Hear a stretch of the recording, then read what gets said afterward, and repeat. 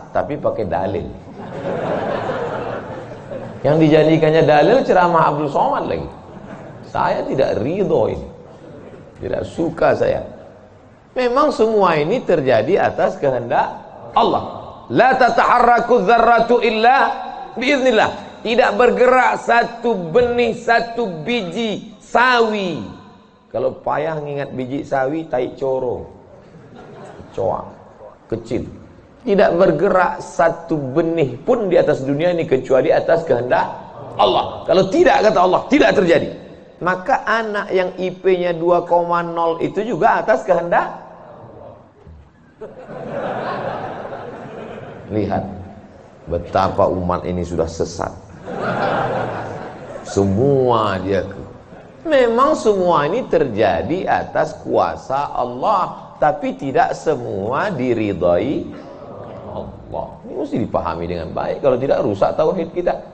Kalau ada orang yang subuh ini tidak ikut dengan kita jamaah sholat subuh, tidak ikut pengajian, bangun dia jam 7, bangun dia jam 7, istrinya pulang pengajian, Mas, kok Mas nggak sholat subuh?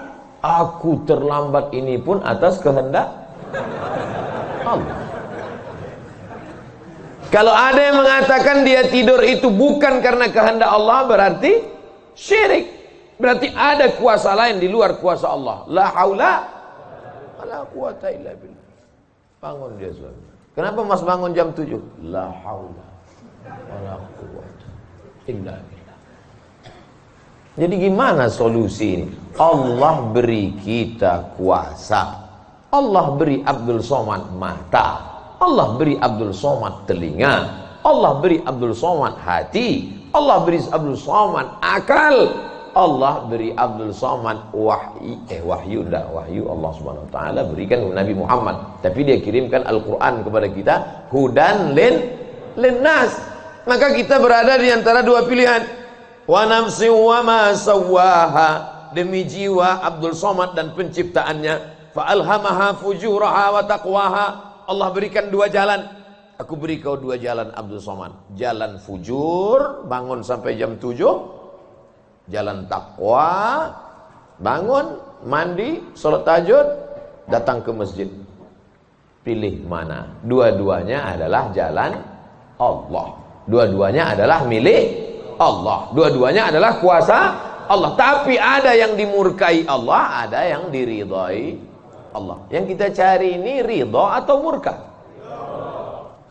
Allahumma inna nas'aluka ridhaka wal jannah wa na'udzubika min sakhatika wan nar.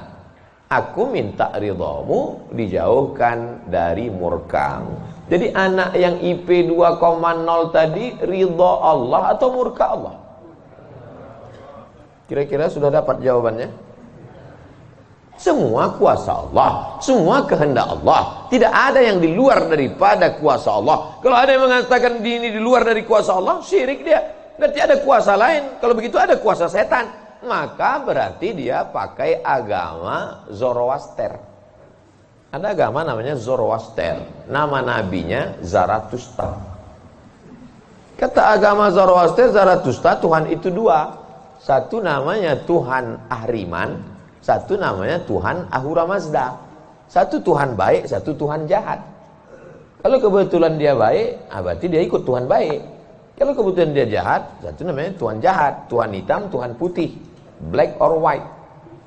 Dalam Islam tidak ada. Kita berkata la ilaha illallah. Tidak ada Tuhan, tidak ada yang disembah. La ma'buda bihaqqin illallah. Ini mau saya jelaskan, jangan kita berdalil mengkambing hitamkan Tuhan. Ini banyak orang ini ketika dia tidak bisa mendidik anaknya, na'udzubillah, pulang dalam keadaan hamil, dia pun mengembalikannya. Ditanya sama kawannya, kenapa anakmu bisa sampai hamil? Kita harus serahkan pada Allah, itu kuasa Allah.